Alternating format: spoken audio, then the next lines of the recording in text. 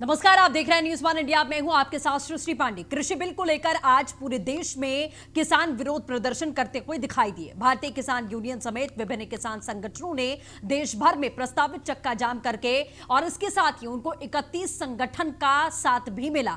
Congress, RJD, Samajwadi party, Akali Dal, TMC समेत कई पार्टियों ने किसानों के विरोध प्रदर्शन को समर्थन दिया है। बिहार में भी आरजेडी नेता तेजस्वी यादव ने ट्रैक्टर ट्रॉली का सहारा लिया। पंजाब में 3 दिवसीय रेल रोको अभियान के दूसरे दिन आज भी किसान रेल पटरियों पर डटे रहे और ट्रेनों को रोका गया। किसानों के प्रदर्शन का ज्यादा असर हरियाणा, पंजाब, तमिलनाडु में ही दिखाई दिया। तो वहीं दूसरी ओर आज प्रधानमंत्री नरेंद्र मोदी ने इसी मुद्दे पर विपक्ष के आड़े हाथों भी लिया। पीएम का साफ तौर पर कहना था कि किसानों के कंधे पर रखकर विपक्ष बंदूक चला रहा है। ये 5 तस्वीरें हम आपको दिखा रहे हैं। नोएडा, आजमगढ़, मुजफ्फर नगर की तस्वीर है, हाथरस की, फिरोजाबाद की। ये 5 तस्वीरों के जरिए आप समझ सकते हैं कि कितनी बुरी तरीके से आज पूरे देश में ही, ये तो खैर उत्तर प्रदेश की तस्वीर है जहां कोने कोने से लगातार हमने ये दिन भर आपको तस्वीरें दिखाई कि किसानों का गुस्सा इस समय कहां पर पहुंचा हुआ है। वहीं सरकार का साफ कहना है कि विपक्ष किसानों को बरगलाने की कोशिश कर रहा है। उन्हें इस बिल को, जो कानून हम लाने वाले हैं, जो कानून हमने पास करवाया है, उसे सीधे तौर पर गलत तरीके से इंटरप्रिटेट करने की कोशिश कर रहा है। सरकार का साफ तौर पर यही कहना है कि आत्मनिर्भर बनाने के लिए, मजबूत बनाने के लिए और सशक्त करने के लिए हम ये कानून लेकर आए हैं। लेकिन विपक्ष इस पूरे मामले को लेकर कहीं ना कहीं इसे मोल्ड करता हुआ और सीधे तौर पर किसानों को बरगलाता हुआ दिखाई दिया। 2 तस्वीर और आ गई है, काशीपुर और विकासनगर की तस्वीर है। फिलहाल अभी तक जो दायरा देखा गया था वो पंजाब और हरियाणा में ज्यादा सक्रियता आंदोलन की देखी जा रही थी, लेकिन अब बड़े पैमाने पर उत्तर प्रदेश में भी आज आंदोलन की तस्वीर देखी गई। लेकिन उस हद तक ये देशव्यापी आंदोलन कामयाब नहीं हो पाया जिस हद तक होना चाहिए था।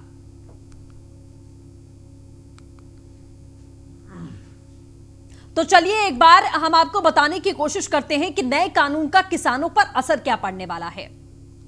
नया कानून किसानों को एपीएमसी की जकड़ से आजाद कर देगा, यह सबसे बड़ा मुद्दा है और इसी को लेकर विपक्ष भी सरकार को घेर रहा है। यह कानून किसानों को अपना उत्पाद सीधे किसी को भी बेचने की छूट देता है। इससे खरीदारों में प्रतियोगिता बढ़ेगी, किसानों को बेहतर दाम मिलेगा और अब कानूनी रूप से मान्य बिचौलियों के ना होने से किसान सीधे ग्राहकों को अपना उत्पाद उनसे ही बातचीत करके बेच पाएंगे, जो कहीं ना कहीं किसानों को सशक्त बनाने का सबसे बड़ा हथियार सरकार की तरफ से कहा जा रहा है। तो अगर इतने फायदे हैं तो आंदोलन क्यों, यह भी सवाल उठता है। किसानों के जहन में डर क्या है वो भी हम आपको बताते हैं। नए कानून के बाद में न्यूनतम समर्थन मूल्य नहीं मिलेगा। किसानों को डर है कि अगर सरकार उनका अनाज खरीदेगी ही नहीं तो फिर वो अपना अनाज आखिरकार किसे बेचने जाएंगे। किसानों को डर है कि कंपनियां मनमाने दामों पर खरीद की बात कर सकती हैं। ये डर जायज भी है, जो जिम्मेदारी सरकार की है दूर करने की, कि आप कानून तो ले आए लेकिन आप जिसके लिए कानून लेकर आए हैं जब तक उसको आप संतुष्ट नहीं कर पाएंगे तो आखिरकार ये कानून लाने का फायदा क्या।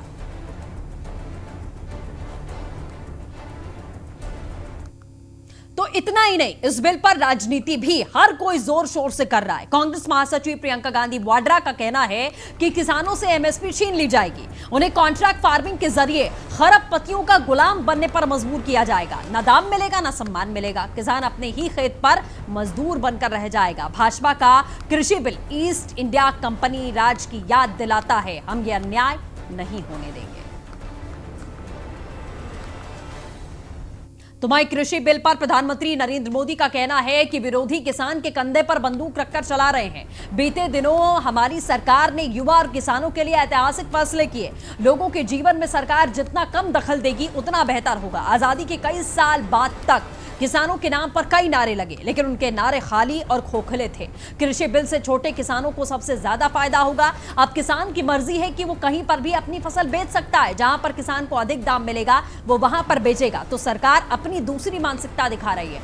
अब बीजेपी के कार्यकर्ताओं को आसान भाषा में किसानों को समझाना पड़ेगा कि उनको इस बिल से क्या क्या फायदा होने वाला है। विपक्ष ने किसानों से झूठ बोला, अब वो किसान के कंधे पर रखकर बंदूक चला रहे हैं। विपक्ष लोग झूठ फैलाकर किसान को बरगलाने की कोशिश कर रहे हैं। कुछ लोगों ने राष्ट्रहित के बजाय खुद के हित को सर्वोपरि रखा है। हमेशा से किसानों को कानूनों में उलझा कर रखा गया, जिसकी वजह से वो अपनी फसल कहीं भी बेच नहीं पा रहा था। हमने एमएसपी में रिकॉर्ड बढ़ोतरी की। अब तक 1 लाख करोड़ रुपए से अधिक किसानों को दिए जा चुके हैं। सरकार ने सिर्फ 20 लाख करोड़ का ऋण किसानों को दिया था। हमारी सरकार ने 35 लाख करोड़ से अधिक का लोन दे दिया है। आजादी के अनेक दशकों तक किसान और श्रमिक के नाम पर खूब नारे लगे, बड़े बड़े घोषणा पत्र लिखे गए, लेकिन समय की कसौटी ने सिद्ध कर दिया है कि वो सारी बातें कितनी खोखली थी। सिर्फ नारे थे। मैं समझता हूं देश अब इन बातों को भली भांति जानता है, और इसलिए ही दीनदयाल जी कहते थे कि बड़ी बड़ी घोषणाओं के बावजूद जनता की अपेक्षाएं पूरी नहीं हो रही है। ये उस जमाने में वो कहते थे। और पंडित जी ने कहा था, अव्यवस्था और अनाचार, अभाव और असमानताएं, असुरक्षा और असामाजिकता उस समय का उनका वर्णन था, बढ़ती जा रही है। आजादी के अनेक दशकों तक किसान और श्रमिक के नाम पर खूब नारे लगे, बड़े बड़े घोषणा पत्र लिखे गए। जी हां, तो साफ तौर पर आपने प्रधानमंत्री को भी सुना, जो बार बार इस मुद्दे पर प्रखरता के साथ में अपनी बात रखते आए हैं। लेकिन सबसे बड़ा सवाल यह है कि इतनी इमरजेंसी क्या थी कानून लाने की, जब आप अपने सहयोगियों के साथ साथ किसानों को भी समझा नहीं पाए। तो ये सवाल पूछना लाजमी है। हालांकि तमाम खास मेहमान हमारे साथ जुड़ चुके हैं, जिस पर हम चर्चा करेंगे। बीजेपी से मनोज पंडित जी हमारे साथ मौजूद हैं, कांग्रेस से मनोज तिवारी जी हमारे साथ जुड़े हैं, सपा से मनोज यादव जी हमारे साथ मौजूद हैं, प्रवक्ता आरएलडी अजय वीर जी हमारे साथ में जुड़ चुके हैं, किसान नेता जय मलिक जी हमारे साथ जुड़े हुए हैं। तो डिबेट शुरू करने से पहले एक बात क्लियर कर दूं, चूंकि आज 3 मनोज जी हमारे साथ हैं, तो आप लोग थोड़ा सा ध्यान रखिएगा, तिवारी, पंडित और मनोज यादव जी कि किसकी बारी है उसी बारी में बोलिएगा। थोड़ा कंफ्यूजन इसमें होगा, इसीलिए क्लियर कर रही हूं शुरू करने से पहले। चलिए मनोज पंडित जी, शुरुआत में आपसे करना चाहती हूं। प्रधानमंत्री बार बार ये बात आकर खुद स्पष्ट कर रहे हैं, जनता को समझाने की कोशिश कर रहे हैं, लेकिन ये कोशिश अगर पहले हो गई होती, आपने जो भी चीजें गिनाई, जो भी पॉइंटर्स गिनाए, आपके हिसाब से देखा जाए तो सब कुछ बहुत बेहतर है, किसान सशक्त होगा, फसल बोने से पहले ही वो ये तय कर पाएगा कि कितने दाम में और किसे उसे फसल बेचनी है, जो आप बता रहे हैं कानून के जरिए। समझ में आ रही है ये बात। यहां सारे विपक्षी दल बैठे हैं, किसान नेता भी बैठे हैं, उनसे भी पूछा जाएगा। लेकिन जब आप अपने विपक्षियों को कन्विंस नहीं कर पाए, आप उस किसान को कन्विंस नहीं कर पाए जो आज सड़कों पर लेटा हुआ है, जिसके फायदे की आप बात कर रहे हैं, तो इस कानून का फायदा क्या हुआ सर? सिस्टर जी, पहले तो मैं बता दूं कि अभी जब से आप देख लीजिए, किसी हम स्टेप बाय स्टेप चलें, चाहे वो 370 हुई, 35A हुआ,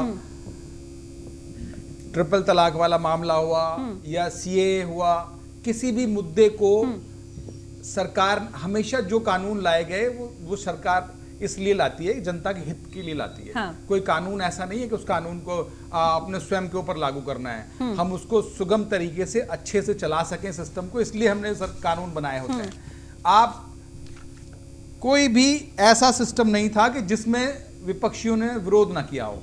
हमने आपने देखा कि सीए के मामले में 90 दिन तक सिर्फ किसान क्यों जमीन पर है? विपक्ष का मुझे समझ में आता है, तो देंगे ना, किसान क्यों जमीन पर है, ये मैं पूछ रही हूं। थोड़ा समय देंगे बताने का, तो मैं पूरी बात को स्पष्ट तौर से बता पाऊंगा। अगर हम आपस में शोर मचा के डिबेट को खराब करेंगे तो नहीं चल पाएगा शायद। तो अभी क्या है, सरकार ने अब पहले आपके पास बाउंडेशन थी, किसान के पास एक बाउंडेशन थी, उसके पास सुविधाएं नहीं थी, उसके पास चीजें नहीं थी। उनकी मजबूरी थी कि उनको जो अपना उत्पादन था वो वहीं मंडी में जाके बेचना था, दलालों के थ्रू बेचना था।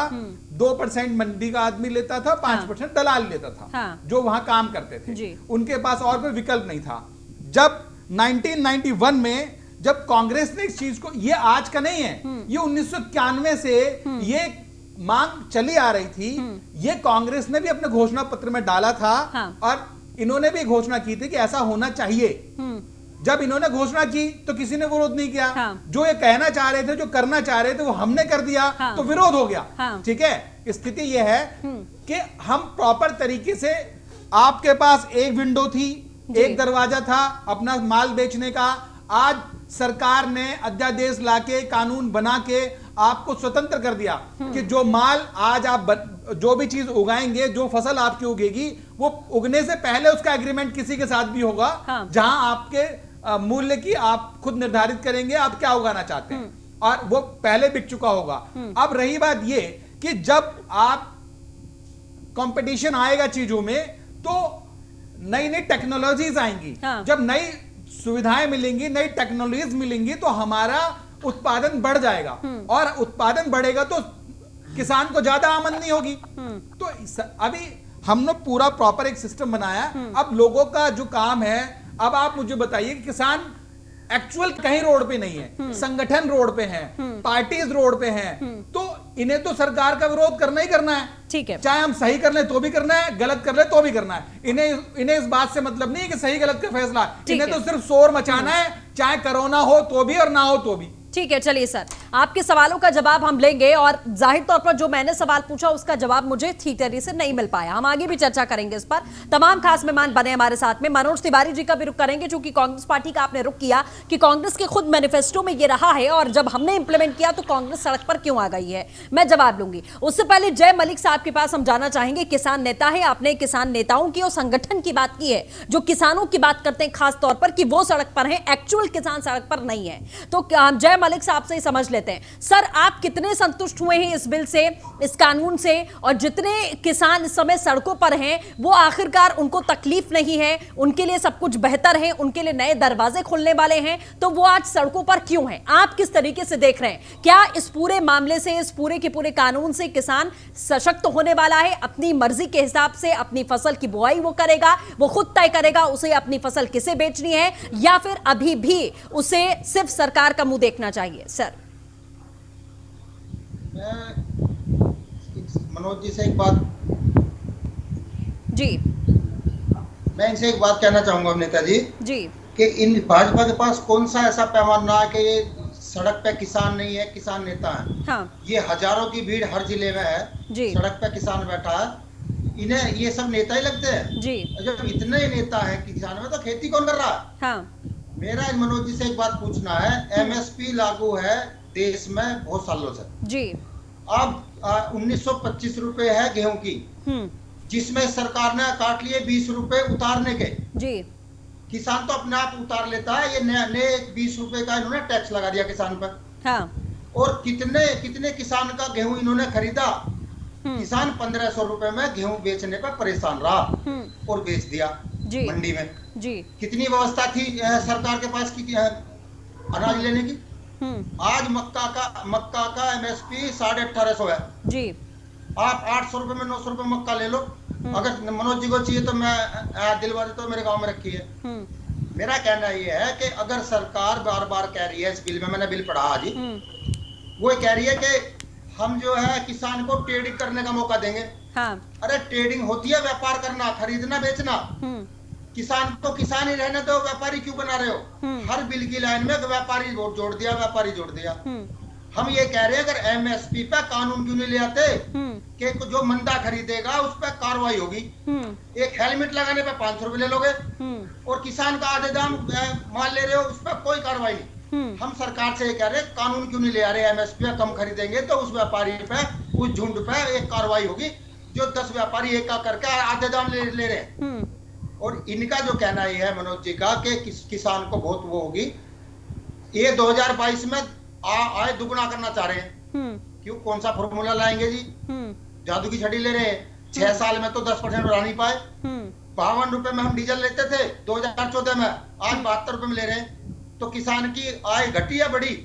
ठीक है मलिक साहब, मतलब आप इस पूरे कानून से संतुष्ट नहीं हैं। जो सरकार कह रही है कि आप फसल बोने से पहले ही ये तय कर लीजिए कि सिर्फ सरकार को नहीं, सिर्फ मंडियों में नहीं बल्कि बाहर भी आपको जहां देश के किसी कोने में बेचना है आप अपनी फसल बेच सकते हैं जिसमें कोई टैक्स नहीं लगेगा। सरकार ये दावा कर रही है कि इससे आप अपने आप को महफूज और ज्यादा महसूस करेंगे कि ऐसा नहीं होगा कि आप फसल बोएंगे और आपकी फसल बर्बाद हो जाएगी। आप उसे अपने हिसाब से किस दाम में बेचना है, किसे बेचना है, कितने ऊपर बेचना है, कितना बेचना है, यह आप खुद तय कर पाएंगे। आपके ऊपर कोई बंदिश नहीं रहेगी। आप एक तरीके से आजाद होकर खेती करेंगे और आजाद होकर आप डिसाइड करेंगे कि आपको अपनी ये फसल और बोना क्या है और बेचना किसे है। तो इसमें समस्या क्या है सर?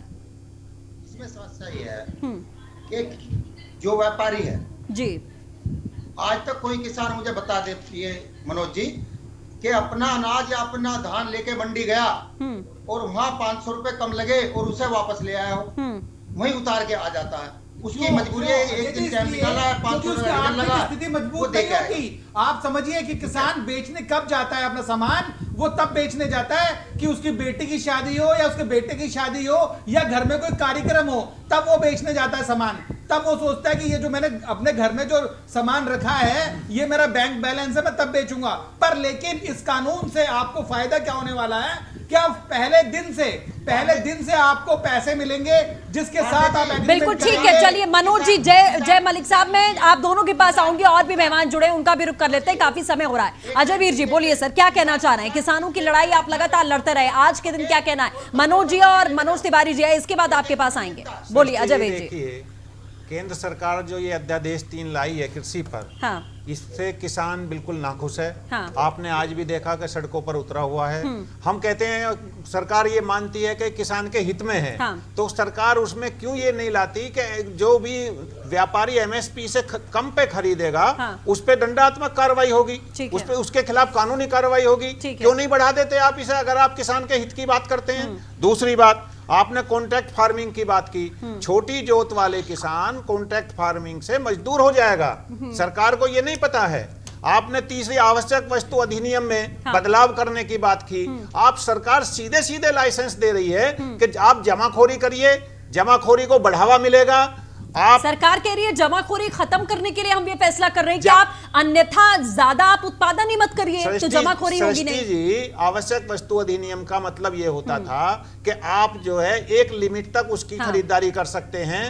आपने देखा होगा जब दाल की कमी हुई थी, दाल के रेट बढ़े थे, व्यापारियों ने दाल जमा कर ली थी, तब सरकार ने छापा मारा था, वो निकलवाए थे, उन पर मुकदमे दर्ज हुए थे। अब सरकार ये चाहती है कि जो खरीदार हैं वो कितने दाल खरीद लें, कितने आलू खरीद लें, कितने प्याज खरीद लें, उन पर कोई कानूनी कार्रवाई नहीं होगी। और जब खरीदार किसान से बंदा खरीदेगा और उसको स्टॉक करने के बाद में वो फिर बाजार में लाएगा तो वो अपने रेट पे बेचेगा, तो निश्चित रूप से उपभोक्ता को तो महंगा मिलेगा। लेकिन किसान की जो खरीद फसल का दाम है वो बहुत कम मिलेगा।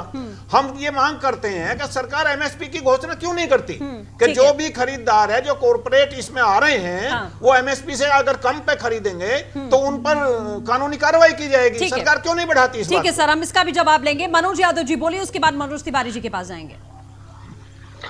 देखिए सृष्टि जी, महत्वपूर्ण बात यह है जी कि सरकार और सरकार के लोग जो इस डिबेट में बैठे हैं और जो इस बात को कह रहे हैं कि ये नियम तो अब लागू होगा और किसानों को अब अनुमति मिलेगी कि वो अपनी फसल जहां चाहे वहां बेच सकते हैं जी। आपकी जानकारी के लिए बता दूं कि जब देश आजाद हुआ था उस तारीख से इस देश के किसान को अपनी फसल बेचने का राइट है, वो किसी के पास भी बेच सकता है। लेकिन आप एक नया सिस्टम ला रहे हैं, नया मैकेनिज्म ला रहे हैं जिसमें पूंजीवाद को बढ़ावा मिलेगा और हमारे किसानों को मजदूर की तरह और एक कॉन्ट्रैक्ट का मतलब हो गया कि गुलाम की तरह आप उस व्यक्ति के अधीन काम करना पड़ेगा। जैसे वो चाहेगा वैसे उनसे फसल के दाम वैसे ही सब कुछ कर लेगा। तमाम सारे नेताओं ने, किसान नेताओं ने, अन्य दलों के लोगों ने बताया। क्या जो किसान की जायज मांग है अब तक की सृष्टि जी, स्वामीनाथन की जो आयोग की रिपोर्ट थी उसको लागू करने के लिए किसान संगठनों ने, तमाम राजनीतिक दलों ने सेंट्रल गवर्नमेंट से, वो चाहे कांग्रेस की सरकार यूपीए की रही हो चाहे ये सरकार रही हो, लगातार मांग की है। उसको आप पूरा नहीं कर रहे हैं, नया सिस्टम अलग से लेके चले आ रहे हैं। तो ये एक कहीं ना कहीं बिल्कुल स्पष्ट है कि सरकार किसानों को छलने का काम कर रही है, जो इस देश की सबसे मजबूत कड़ी है, रीढ़ की हड्डी जिसको कहा जाता है, उसको सरकार तोड़ने के लिए पूरी तरीके से प्रतिबद्धित है और इस देश को पूंजीपतियों के हाथ में ईस्ट इंडिया कंपनी की तरह पूरी तरीके से हाथ में देने के लिए तैयार बैठी है। ठीक है मनोज तिवारी जी, बीजेपी कह रही है कि जब आप अपने मैनिफेस्टो में इस तरीके की बातें करते हैं किसानों के लिए तब बेहतर रहता है, और जब बीजेपी इसको इंप्लीमेंट कर देती है तो विरोध हो रहा है, क्यों आखिर? तिवारी जी।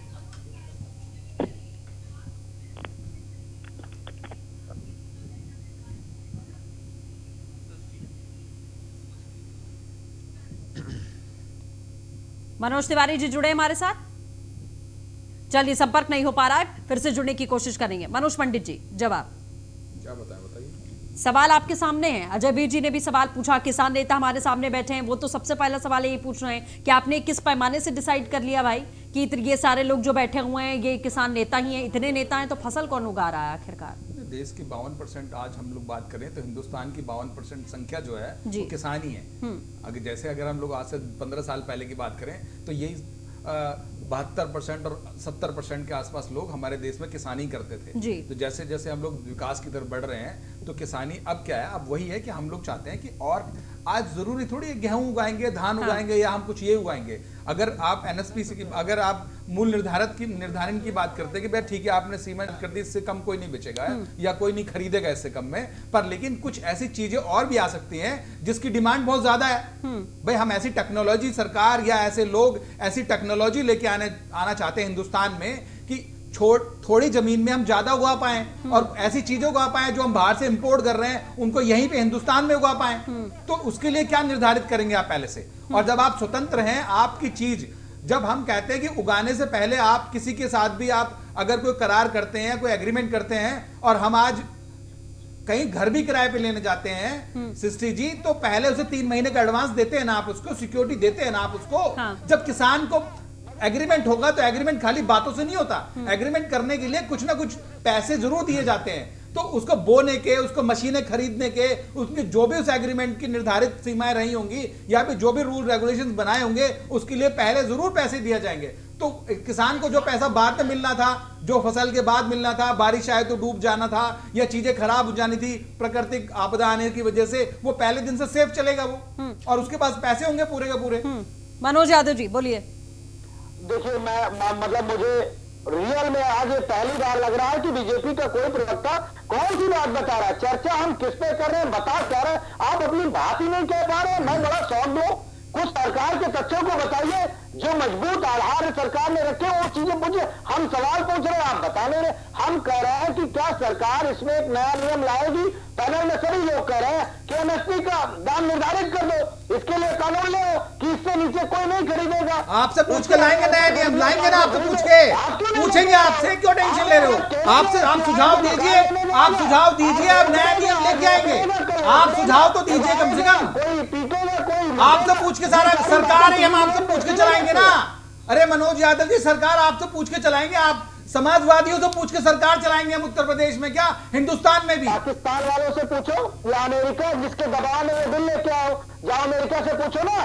मुझे पता है, आपको भी पता है अमेरिका का कितना दबाव है, कितने हजारों करोड़ रुपए डॉलर में ले रखे हैं। मनोज पंडित जी, आपके जो साझेदार थे एनडीए में, जो आपके केंद्रीय मंत्री थे, आपने उनसे तक से सलाह नहीं ली। आपके मंत्री इस्तीफा दे रहे हैं इस पर, आप उनको सेटिस्फाई नहीं कर पा रहे, आप किसानों की बात करते हैं।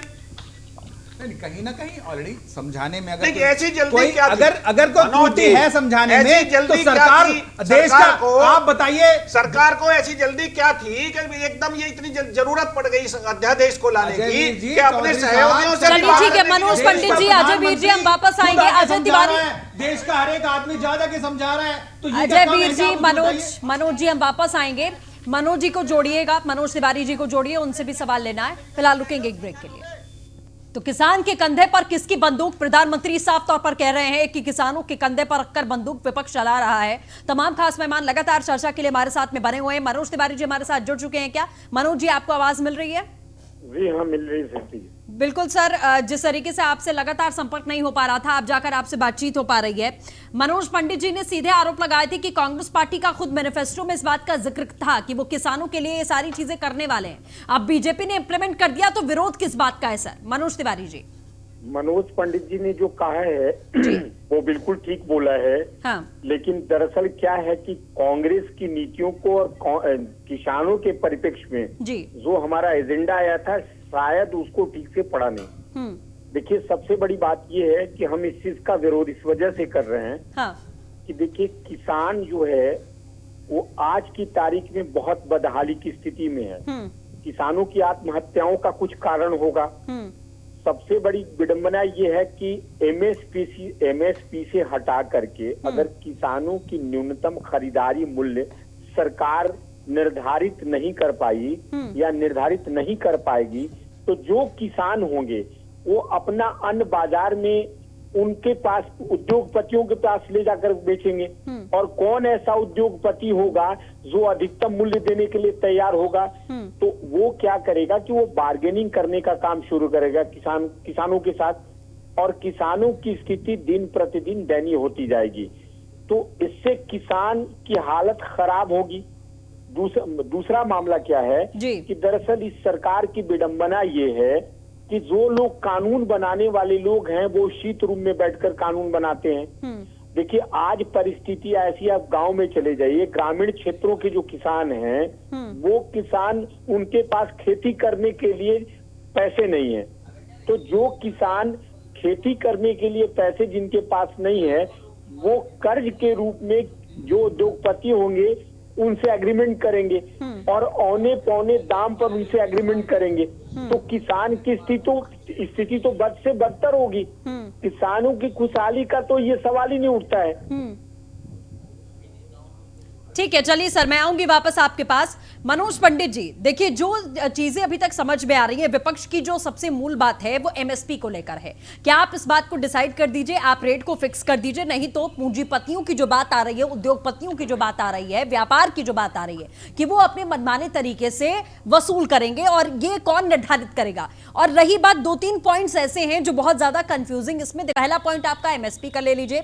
दूसरा आपका जिस तरीके से कॉन्ट्रैक्ट फार्मिंग की बात हो रही है कि उसमें अपनी ही जमीन पर मजदूर, ये किसानों की बात कर लें तो वो मजदूर बनकर रह जाएगा। सामने वाला जिससे भी वो एग्रीमेंट करेगा, कॉन्ट्रैक्ट करेगा, जो वो कहेगा उसी तरीके से उसको चलना पड़ेगा। ये चीजें निकल कर आ रही हैं। तीसरी समस्या ये निकल कर आ रही है कि आखिरकार जब सरकार उनसे मंडियों में नहीं खरीदेगी, मंडियों में लोग जाएंगे नहीं, तो उनसे खरीदेगा कौन? वह कहां पर जाएंगे और ये कौन तय करेगा? चौथी बात सर ये है कि किसान बहुत सीधा साधा और भोला व्यक्ति होता है, अपनी किसानी करता है, खेती करता है, वो सिर्फ अपने खेत के दायरे में रह जाते हैं। उन्हें दुनियादारी से और राजनीति से कोई मतलब नहीं होता। वो सीधा रास्ता जानते हैं कि हम अपनी फसल उगाएंगे, मंडी में ले जाएंगे, सरकार हमारी फसल को खरीदेगी, इतने इतने दाम में खरीदेगी। सीधा रास्ता उनको पता है। अगर आप कई टेढ़े मेढ़े रास्ते लेकर आ रहे हैं, उनके भले के लिए लेकर आ रहे हैं, तो पहले आपको किसानों को बहुत सरल भाषा में ये बात समझानी थी, उसके बाद में इंप्लीमेंट करना था। सर सृष्टि जी, मंडी व्यवस्था खत्म कर रही, आप बताइए, क्या सरकार मंडी की व्यवस्था खत्म कर रही है? मंडी की व्यवस्था तो खत्म कर नहीं रही। मंडी व्यवस्था जो थी, जो व्यवस्थाएं पहले थी, वो एज इट इज लागू रहेंगी, वो खत्म नहीं की जा रही। ठीक है, ये एडिशनल दिया जा रहा है उनको।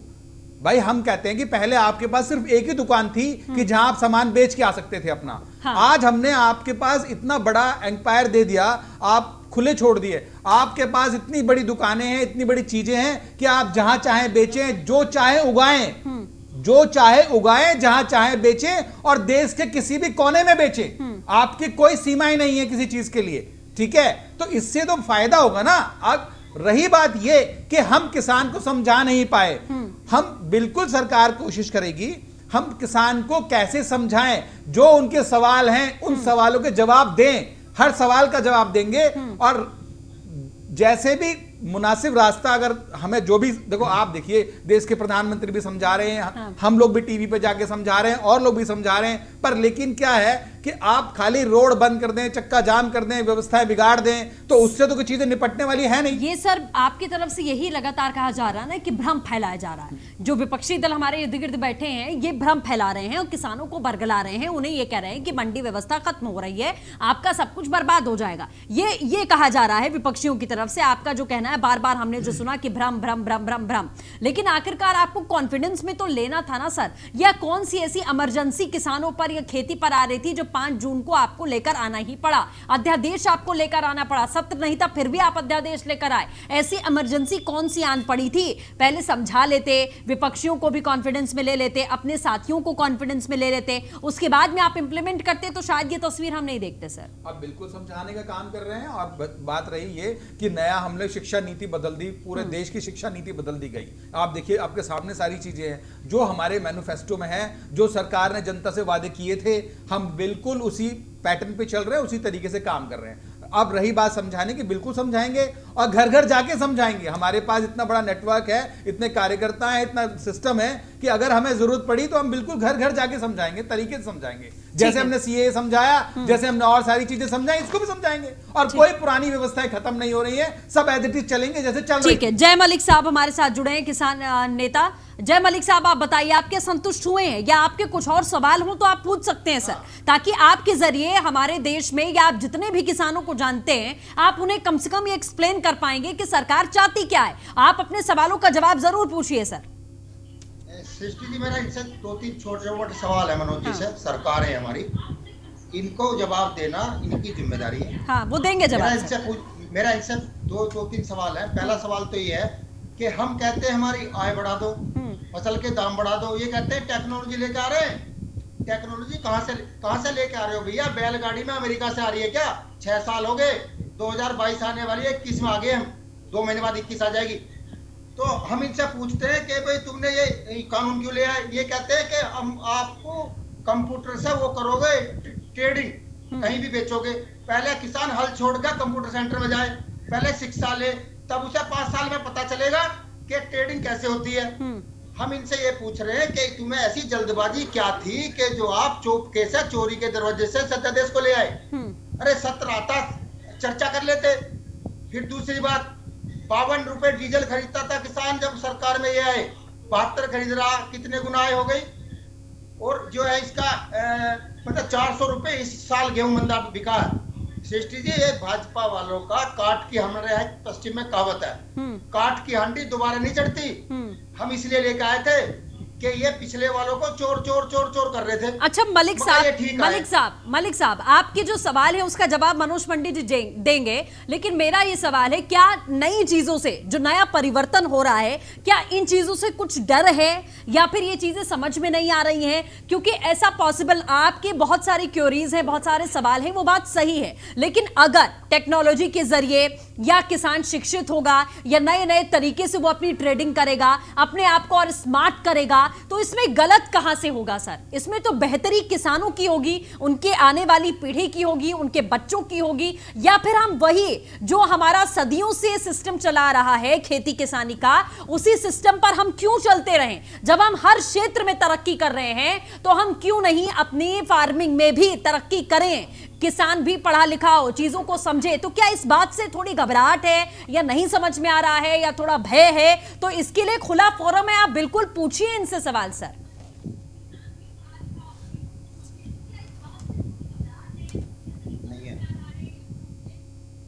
ठीक है, लग रहा है आवाज नहीं मिल पा रही है। मैं मनोज जी आपसे जवाब लूंगी, और भी खास मेहमान लगातार बने हमारे साथ। अजय वीर जी, क्या कह रहे हैं आप आखिरकार, जब ये स्पष्ट कर रहे हैं इतने तरीके से, सरकार लगातार बोल रही है कि इसमें किसानों का फायदा है, नए तरीके से सिस्टम को हम चेंज कर रहे हैं, आखिरकार परिवर्तन भी तो जरूरी है या नहीं, या किसानों की स्थिति वैसे ही रहने दें जैसी है? जब किसान कह रहे हैं कि हमें ये कानून नहीं चाहिए, हाँ। तो सरकार क्यों आमादा है ये कानून लाने के लिए? पहली बात। दूसरी बात, मनोज जी ने, मलिक साहब मैं आऊंगी अब आपके पास, थोड़ा समय दीजिए। मनोज जी ने अभी कहा कि छोटा किसान कहीं भी अपनी फसल बेच सकता है। आप देखिए, गांव में बंटवारा होकर खेती की छोटी छोटी जमीन रह गई है, किसान छोटी छोटी जमीन के मालिक हैं, क्या वो अपनी फसल को ले जाकर पंजाब बेचेगा? दूसरी बात, प्रधानमंत्री जी मौखिक रूप से कहते हैं कि एमएसपी खत्म नहीं होगा, तो हमारी मांग यह है कि आप उसमें कानून क्यों नहीं लाते कि एमएसपी से कम पे अगर कोई खरीदेगा तो उसको जेल भेजा जाएगा। हाँ। तीसरी बात, आपने मौखिक रूप से तो आपने चुनाव में घोषणा की थी कि गन्ने का पेमेंट हम 14 दिन में करा देंगे। 2019 का पेमेंट अब तक किसान को नहीं हुआ। 12,000 करोड़ से ज्यादा गन्ने का पेमेंट उत्तर प्रदेश में है। तो आप अगर किसान का भला करना चाहते हैं तो आप स्वामीनाथन जी की रिपोर्ट लागू करिए। हाँ। C2 के अनुसार जो उन्होंने सिफारिश की है कि किसान को C2 का 1.5 गुना या 2 गुना उसकी फसल का लाभ मिलना चाहिए। आप स्वामीनाथन की रिपोर्ट लागू कर दो, इन अध्यादेश की जरूरत ही नहीं है। तो सरकार क्यों आमादा है उस पर जिसके लिए किसान नहीं चाहता कि वो कानून आए। दूसरी बात, इस कानून में एक और प्रावधान है, अगर खरीदार के और किसान के बीच में कोई झगड़ा होता है तो किसान कोर्ट नहीं जा सकता, किसान को एसडीएम के यहाँ शिकायत करनी पड़ेगी, और एसडीएम किसका पक्ष लेगा ये सब जानते हैं। तो आपने ऐसा कानून क्यों बना रहे हो कि जो किसान कोर्ट भी नहीं जाएगा। आप अपने कॉर्पोरेट के जो आपके साथी हैं उनको लाभ पहुंचाने के लिए सिर्फ ये अध्यादेश लाना चाहते हो। ठीक है, मनोज पंडित जी जवाब। सृष्टि जी, मैं पहले अपने मित्र को बता दूं कि एसडीएम भी एक मजिस्ट्रेट होता है, और जितने जमीन से जुड़े मामले वो एसडीएम और डीएम ही देखते हैं। ये मजिस्ट्रेट इनके पास एक मजिस्ट्रेट की अधिवक्ता भी हूं। हाँ, और मैं जानता हूं जमीन के केस सिविल कोर्ट में लड़े जाते हैं, जमीन के केस लड़े जाते हैं, केस सिविल कोर्ट में लड़े जाते हैं। मैं वही कह रहा हूं आपसे कि रिकवरी के केस वहां लड़े जाते हैं, पर गांव का किसान कोर्ट नहीं जा सकता, इसलिए उसको एसडीएम, हर कहते हैं तहसील होती है, तहसील में एसडीएम बैठता है, तो उसकी भी होती है, सिविल कोर्ट भी होती है। तो सिविल तो आप क्यों ये बंदिश लगा रहे हो कि किसान सिविल कोर्ट नहीं जा सकता? नहीं, हमने इसलिए लगा रहे हैं, इसलिए लगा रहे हो कि आपके कॉर्पोरेट के जो साथी हैं उनके खिलाफ किसान कोर्ट ना चला जाए। तो एसडीएम को क्या पावर नहीं होती? आप मुझे बताइए, क्या एसडीएम के पास पावर नहीं है? जो है आप वकील हैं, आप अधिवक्ता हैं, आपको पता है मजिस्ट्रेट होता है, सरकार के द्वारा उसका अपॉइंटमेंट किया जाता है, और सरकार जिसका पक्ष निभाना चाहेगी एसडीएम उनका पक्ष लेगा। सरकार, आप मुझे बताइए, एसडीएम जज की तरह काम नहीं कर सकती। जिन लोगों से जमीनों का या किसान एग्रीमेंट करेगा, क्या वो लोग सरकार के रिश्तेदार हैं? क्या सरकार बचाएगी क्या उनको? क्या हमेशा हमारी सरकार रहेगी क्या? आप बताइए। सरकारें तो आएंगी जाएंगी, बदलती रहेंगी सरकारें कभी एक की नहीं रहती। तो आप ये क्यों चाहते हैं पर कि किसान सिविल कोर्ट ना जाए? नहीं, बिल्कुल। आप क्यों चाहते हैं ये?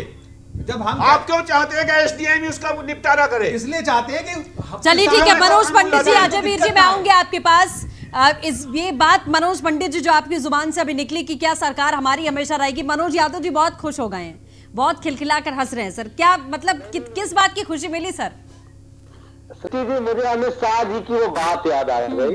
अमित शाह जी ने कहा था कि हम अगले 50 साल तक भारत में राज करेंगे, और उनके प्रवक्ता पार्टी के कह रहे हैं कि हमेशा हमारी सरकार रहेगी। तो हास्यप्रद तो है।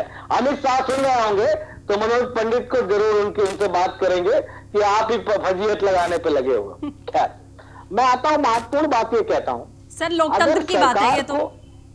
बिल्कुल, सरकार को अगर ये लगता है कि पूंजीपतियों को देने से लाभ मिलेगा, तो उसका एक और तरीका है। तरीका ये कि जिस तरीके से सरकार अब तक किसानों का अनाज खरीदती आई है, उसके दायरे को और बढ़ा दे, भंडारण की क्षमता को बढ़ा दे, और सरकार खरीद के पूंजीपतियों को दे दे, अडानी को दे दे, अंबानी को दे दे, जिसको देना चाहे उसको दे दे, मुफ्त देना चाहे मुफ्त दे दे, दान देना चाहे दान दे दे, 1 रुपए के रेट से 1 टन माल बेच दे, कोई नहीं रोकेगा। ये सरकार का अपना अधिकार है, लेकिन सरकार ये काम करना ही नहीं चाहती, क्योंकि इसमें पीछे कुछ और है।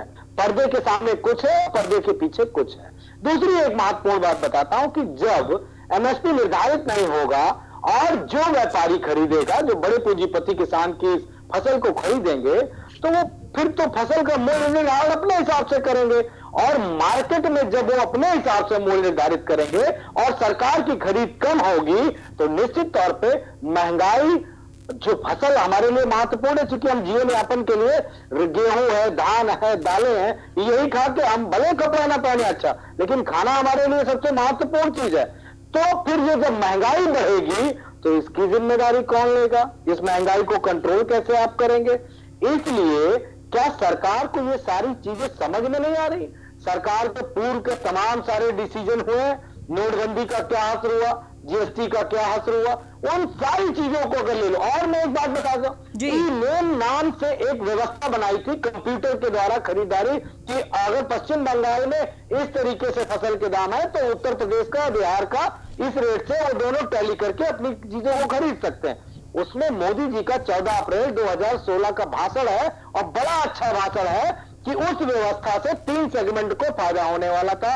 एक तो उपभोक्ता को, दूसरा किसान को और तीसरा बिचौलियों को। ये मेरे शब्द नहीं है, मोदी जी के शब्द हैं। क्या उस व्यवस्था 4 साल में उस व्यवस्था से किसको कितना फायदा हुआ, बीजेपी के साथी बता दें। हम विश्वास कर लेंगे मोदी जी की बात पे कि मोदी जी ने जो कहा था हुआ वैसा हुआ। अरे चलो 80% वैसा हुआ हो तो बता दें हमें। लेकिन आपकी किसी भी बनाई गई व्यवस्था से अब तक देश के किसानों को, नौजवानों को, रोजगार बेरोजगारों को किसी को कोई फायदा नहीं हुआ। ठीक है, आप अपनी बात मनवाना चाहते हो, किसका दबाव है? आप जनता को बता दो, ठीक है सर, किसानों को बता दो। ठीक है, जवाब लेंगे हम इसका। मनोज तिवारी जी के पास चले जाते हैं, काफी देर से हमारे साथ में जुड़े हुए हैं। मनोज तिवारी जी, आपकी बात भी पूरी नहीं हुई थी, बोलिए आप। देखिए सृष्टि जी, सबसे पहले मैं एक बात कहना चाहता था कि प्रारंभिक दौर में किसान जब खेती करने की शुरुआत करता, अपनी किसानी करता है, तो आज भारत का डाटा है कि 70% किसान जो हैं शुरुआती दौर में ही कर्ज के ऊपर आधारित हैं। अब जो लोग कर्ज के आधार पर, जो किसान कर्ज के आधार पर खेती करने की शुरुआत करेंगे, जब कोई उद्योगपति आकर के उनके पास आएगा और उनसे सौदा करेगा, तो आप ही बताइए कि ये सौदा अधिकतम मूल्य पर तो होगा नहीं, वो अपनी शर्तों के आधार पर किसान को और किसी के साथ एग्रीमेंट करेगा। नतीजा क्या होगा कि जब किसान फसल उगाएगा तो उसके साथ बंधा हुआ है, और एमएसपी के हट जाने से हमेशा उद्योगपति उसके साथ बार्गेनिंग करेगा। दूसरी बात, एक बात और है, देखिए 1925 रुपए न्यूनतम खरीदारी मूल्य है गेहूं की। सर एमएसपी हटी कहाँ है? प्रियंका गांधी ने भी ट्वीट किया कि एमएसपी को हटा दिया गया। एमएसपी हटी कहाँ है? मुझे ये समझ में नहीं आ रहा। एमएसपी पे बड़ा बवाल हो रहा है सर। ये मनोज पंडित जी को भी थोड़ा इसमें क्लियरिटी देनी पड़ेगी। एमएसपी ये कह रहे हैं हमने हटाया नहीं, प्रियंका गांधी जी खुलेआम ऐलान कर रही है कि एमएसपी हट गई है, आप भी खुलेआम कह रहे हैं कि एमएसपी हट गई, तो किसान परेशान नहीं होगा तो क्या होगा सर? सृष्टि जी, मेरी बात को सुनिए। हाँ। न्यूनतम खरीदारी मूल्य से वंचित रखे जाने का मतलब ये है 1925 रुपये अगर गेहूं के न्यूनतम खरीदारी मूल्य सरकार के द्वारा निर्धारित थी, और अगर आज उसको हटा लिया जाएगा, गेहूं के उत्पाद में इजाफा होगा, किसान कहाँ गेहूं बेचेगा? कौन सा उद्योगपति उसको 1900 रुपए से ज्यादा गेहूं देगा? उसके साथ बार्गेनिंग करेगा, मालिक साहब आऊंगी इसके बाद, कहेगा 1500 रुपए में कहेगा, तो ये तो किसानों की हत्या हुई ना। किसान तो बदहाली की स्थिति में आ जाएगा। ठीक है मनोज पंडित जी, इस पे आपका जवाब देना मेरे हिसाब से बनता है कि बार बार कांग्रेस ये प्रियंका गांधी ट्वीट कर रही हैं। आप सोचिए, प्रियंका गांधी जैसी बड़ी नेता जिनकी आवाम सुनती भी है, उनके तमाम समर्थक भी हैं, वो अगर ये कह रही हैं कि एमएसपी हटा दी गई है, तो किसान तो सड़क पर आएगा ही। कुछ नहीं हटाया गया, कोई व्यवस्था पुरानी नहीं हटाई गई, जो व्यवस्था थी जैसी थी वैसी ही है। सिर्फ एक एडिशनल चीजें लागू कर दी गई कि आप कुछ भी उगाएं, कहीं भी उगाएं, कहीं भी बेचें, आपके स्वतंत्र। अभी जो नई ट्रेनें जो चलाई गई, जो नई व्यवस्था बनाई गई ट्रेन की, वो यही है कि अगर कुछ चीज हमारे साउथ में उगती है और उसको हम लाके दिल्ली में बेचना चाहते हैं, तो उनके लिए एसी ट्रेन चलाई गई हैं। उन एसी ट्रेनों में जो है वो सामान साउथ से दिल्ली लाया जा सकता है, और उस विरोध दर्ज कराता है तो सरकार का ये दायित्व बनता है कि उस पर चर्चा करे। बड़े किसानों से चर्चा करनी चाहिए। महज 30% मनोज भाई किसान जो है वो अच्छी परिस्थितियों में है, वो भी सिर्फ हरियाणा और पंजाब, उत्तर प्रदेश, पश्चिमी उत्तर प्रदेश के कुछ किसान हैं। बाकी जो किसान हैं वो छोटे किसान हैं, जिनकी छोटी छोटी खेती है। और उन किसानों के बारे में सोचिए कि जिनका उत्पाद बाजार में जाकर के बलि चढ़ जाएगा। तिवारी जी, पुरानी कोई व्यवस्था हटाई नहीं गई है, जो व्यवस्था जैसे थी वो वैसी लागू रहेगी। मेरे बड़े भाई, मैं वही बार बार आपसे कह रहा हूँ, आप उस प्रश्न से भाग रहे हैं। मैंने बोला कि सरकार को एमएसपी से बाहर रखने का क्या मतलब बनता है, आखिर क्यों बाहर रखा कहाँ है, मुझे बताइए तो सही। यही तो भ्रम जनता में फैलाया जा रहा है कि एमएसपी निर्धारित नहीं है। अरे कानून ला दीजिए, कहीं कानून में लिखा नहीं है कि एमएसपी तय नहीं की जाएगी। जो मंडी है जो जैसी थी वैसी रहेगी और उसी आधार पर खरीदारी करेंगी। किसान फ्रीडम है कि वो मंडी में चाहे बेचे, चाहे अब एग्रीमेंट के साथ बेचे, चाहे कहीं बेचे। सर आप मुझे एक चीज बताइए, आप एक तरफ कह रहे हैं, सरकार कह रही है कि किसान को खुली छूट दे दी गई है और वो कहीं भी ले जाके बेच सकता है, लेकिन मेरे समझ में नहीं आ रहा। आप बताइए, हमको समझाइए कि अगर न्यूनतम खरीदारी मूल्य से वंचित बाहर रखा जाएगा, उसके ऊपर कोई सीमा नहीं होगी, तो कौन सा उद्योगपति कहेगा कि हम अधिकतम मूल्य देंगे किसान को? अभी तक जो मंडी में सामान कैसे बिकता था तिवारी जी, आप मुझे बताइए कि मंडी में जो सामान बिकता था आपसे पहले वो कैसे बिकता था, किस आधार पे बिकता था? तो दिया कि एक किसान गेहूं उत्पादन करता है और गेहूं उत्पादन के बाद उसको पता है कि 1925 रुपए का न्यूनतम निर्धारित मूल्य उसको मिलना ही मिलना है। तो अगर मान लीजिए किसानी करके उसको 25 या 50 रुपए का भी फायदा होता है तो वो प्लस में जाता है। लेकिन आज जो परिस्थिति सरकार ने पैदा की है, उत्पादन ज्यादा होगा या उत्पादन कम होगा, उसको मूल्य जो है उसका मूल्य तय किया जाएगा उद्योगपतियों के द्वारा, तो ये तो उसके बंधक में होगा।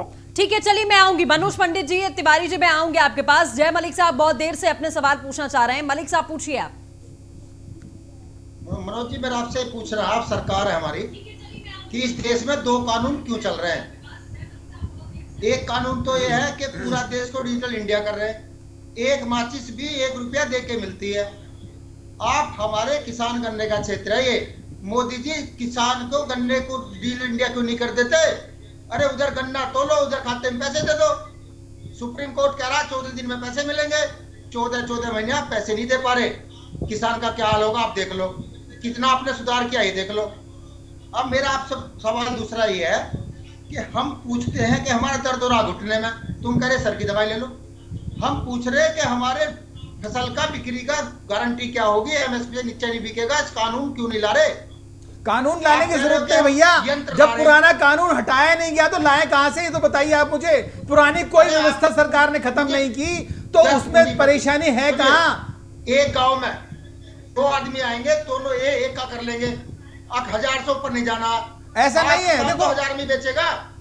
हम और आप भविष्य वक्ता नहीं है, हम और आप जो आज की वर्तमान स्थिति है इस स्थिति की बात कर रहे हैं हम और आप। परंतु किसान मनोज पंडित जी, आपने शायद वो एक्ट पूरा पढ़ा नहीं है, उस पे कहीं ये नहीं लिखा हुआ कि एमएसपी इस पे लागू रहेगी। तो कहीं ये भी नहीं लिखा कि नहीं लागू रहेगी वकील साहब। एक्ट में ये लिखा हुआ है, कहीं उसमें ये भी नहीं लिखा एक्ट में ये लिखा हुआ है कि खरीदार और किसान दोनों तय करेंगे कि कितने रेट में मुझे अपना फसल बेचनी है। आप ये क्यों नहीं लाते कि एमएसपी से कम पे जो खरीदेगा उसको सजा होगी? अब बाबा ये बात उठी है तो इसके लिए विचार किया जाएगा ना। अब जब चलिए ठीक है, आखिरी स्टेटमेंट लेंगे। अजय वीर जी, आखिरी कमेंट आपका सीधा।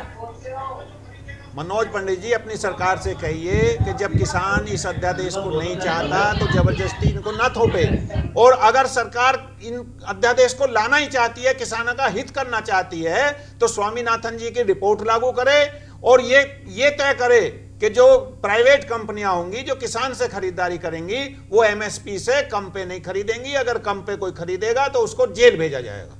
ठीक है, जय मलिक साहब, आखिरी कमेंट। मेरा भी इनसे मांग है सरकार से, देखो किसान भला कहते हैं कि हम 6 साल में आय दुगनी करेंगे, 5 साल हो गए, हमारे नौकर की तनख्वाह 2000 है, 4000 कर दो, होगी दुगनी। हम 2014 में 30 रुपए प्रति कुंटल गन्ना छिलवाते थे, आज 55 में छिलवा रहे। उसकी मजदूर की तो हमने दुगनी कर दी। इन्हें दुगनी का फॉर्मूला समझ नहीं आ रहा।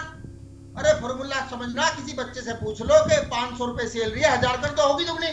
ठीक है, मनोज यादव जी, आखिरी कमेंट। 1850 मक्का की एमएसपी है। मनोज यादव जी। मोदी जी बीजेपी की इतनी बड़ी पार्टी के लीडर हैं और जो मोदी जी कहते हैं वो पूरी बीजेपी मानती है। तो अगर बीजेपी की सरकार ये आरोप लगा रही कि कुछ चंद संगठन विपक्ष के कहने पे आ गए हैं सड़कों पे, तो ये मेरे ख्याल से किसानों के चेहरे पे तमाचा मारने का काम। बिल्कुल, चलिए ठीक है, माफ कीजिएगा आप सभी, समय मेरे पास बस इतना ही था। आप सभी का हमारे साथ जुड़ने के लिए बहुत बहुत शुक्रिया। तो जाहिर तौर पर किसानों के जहन में भी बहुत सारे सवाल हैं, विपक्ष लगातार तमाम तरीके के सवाल खड़े कर रहा है, खासतौर पर एमएसपी को लेकर बहुत सारे सवाल हैं। कहीं ना कहीं कहा जा रहा है कि एमएसपी को खत्म कर दिया जाएगा, किसान सड़कों पर हैं। अब सरकार को यह सुनिश्चित करना पड़ेगा कि आखिरकार कानून तो आप ले आए इमरजेंसी में, लेकिन आपको उसे समझाना भी किसानों को पड़ेगा। फिलहाल के लिए बस इतना ही, नमस्कार।